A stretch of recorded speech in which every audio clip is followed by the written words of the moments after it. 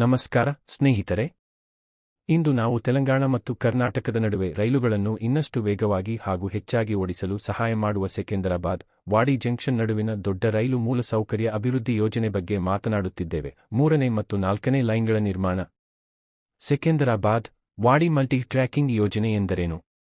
ಸೆಕೆಂದರಾಬಾದ್ ವಾಡಿ ಮಾರ್ಗವು ದಕ್ಷಿಣ ಮಧ್ಯ ರೈಲ್ವೆ ವಲಯದ ಅತ್ಯಂತ ಬ್ಯುಸಿ ಮಾರ್ಗಗಳಲ್ಲಿ ಒಂದಾಗಿದ್ದು, ಹೈದರಾಬಾದ್, ತೆಲಂಗಾಣ ಮತ್ತು ಕರ್ನಾಟಕದ ವಾಡಿಯ ನಡುವೆ ಭಾರೀ ಪ್ರಯಾಣಿಕ ಹಾಗೂ ಸರಕು ರೈಲು ಸಂಚಾರವನ್ನು ನಿರ್ವಹಿಸುತ್ತದೆ. ಗಿರಾಕಿಯನ್ನು ಕಡಿಮೆ ಮಾಡಿ ರೈಲು ಸಂಚಾರವನ್ನು ಸುಧಾರಿಸಲು ಈ ಮಾರ್ಗದಲ್ಲಿ 3ನೇ ಮತ್ತು 4ನೇ ಲೈನ್ಗಳ ನಿರ್ಮಾಣಕ್ಕೆ ಸರ್ಕಾರ ಅನುಮೋದನೆ ನೀಡಿದೆ. ಇದನ್ನೇ ಮಲ್ಟಿಟ್ರ್ಯಾಕಿಂಗ್ ಎಂದು ಕರೆಯಲಾಗುತ್ತದೆ. ಈ ಯೋಜನೆ ಏಕೆ ಮುಖ್ಯ? ಪ್ರಸ್ತುತ ಈ ಮಾರ್ಗದಲ್ಲಿ ಕೇವಲ 2 ಟ್ರ್ಯಾಕ್ಗಳು ಮಾತ್ರ ಇರುವುದರಿಂದ ಸರಕು ಮತ್ತು ಎಕ್ಸ್‌ಪ್ರೆಸ್ ರೈಲುಗಳು ಒಂದೇ ಲೈನ್ ಬಳಸಬೇಕಾಗಿ ಬರುತ್ತದೆ. ಇದರಿಂದ ಆಗಾಗ್ಗೆ ವಿಳಂಬಗಳು ಉಂಟಾಗುತ್ತಿವೆ. ಹೊಸ ಮಲ್ಟಿಟ್ರ್ಯಾಕಿಂಗ್ ಮೂಲಕ ವಿಳಂಬವಿಲ್ಲದೆ ಹೆಚ್ಚು ರೈಲುಗಳು ಓಡಲು ಅವಕಾಶ. ಸರಕು ಹಾಗೂ ಪ್ರಯಾಣಿಕ ರೈಲುಗಳ ಸಾಮರ್ಥ್ಯ ಹೆಚ್ಚಳ. ಸಮಯಪಾಲನೆ ಮತ್ತು ವೇಗದಲ್ಲಿ ಸುಧಾರಣೆ.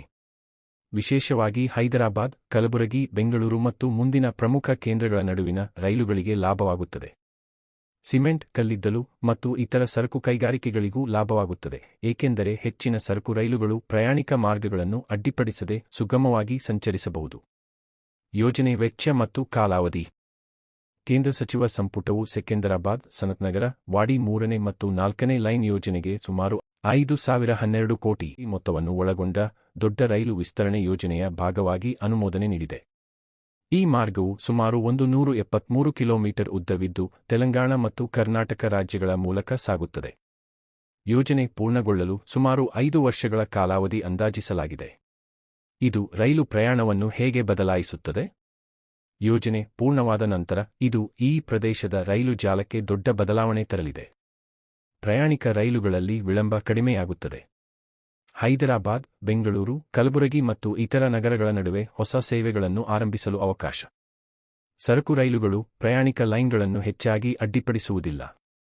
ಒಟ್ಟಾರೆ ಪ್ರಯಾಣ ಸಮಯ ಮತ್ತು ಲಾಜಿಸ್ಟಿಕ್ಸ್ ವೆಚ್ಚ ಕಡಿಮೆಯಾಗುತ್ತದೆ. ರೈಲು ಪ್ರಿಯರೇ, ಇದರ ಅರ್ಥ ಏನು? ದಕ್ಷಿಣ ಭಾರತದ ಅತ್ಯಂತ ಬ್ಯುಸಿ ಮಾರ್ಗಗಳಲ್ಲಿ ಒಂದರಲ್ಲಿ ಇನ್ನಷ್ಟು ಸ್ವಚ್ಛ, ವೇಗವಾದ ಮತ್ತು ವಿಶ್ವಾಸಾರ್ಹ ರೈಲು ಸಂಚಾರ. ಇದೇ ಸೆಕೆಂದರಾಬಾದ್ ವಾಡಿ ಮಲ್ಟಿಟ್ರ್ಯಾಕಿಂಗ್ ಯೋಜನೆಯ ಇತ್ತೀಚಿನ ಅಪ್ಡೇಟ್. ಹೆಚ್ಚು ಲೈನ್ಗಳು, ಹೆಚ್ಚು ರೈಲುಗಳು ಮತ್ತು ತೆಲಂಗಾಣ, ಕರ್ನಾಟಕ ರೈಲುಗಳಿಗೆ ಹೆಚ್ಚು ವೇಗ.